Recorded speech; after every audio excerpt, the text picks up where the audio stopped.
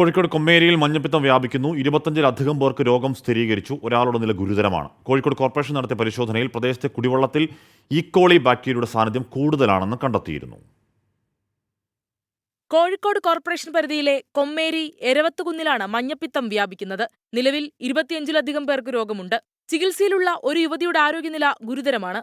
രോഗം വ്യാപിക്കുന്നതിലുള്ള ആശങ്കയിലാണ് പ്രദേശവാസികൾ. ഒരു പറയണം 4 കൊല്ലത്തിനും മേലെ ടാങ്ക് വൃത്തിയാക്കിയിരുന്നു. പിന്നെ 2 കിണറിനതിലേക്ക് വെള്ളം വരുന്നത്.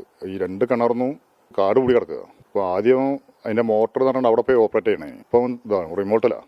അപ്പോൾ അവിടെ പോലുമില്ല അവർ. പ്രദേശത്തെ കുടിവെള്ള സാമ്പിൾ കോർപ്പറേഷൻ പരിശോധനയ്ക്ക് അയച്ചിരുന്നു.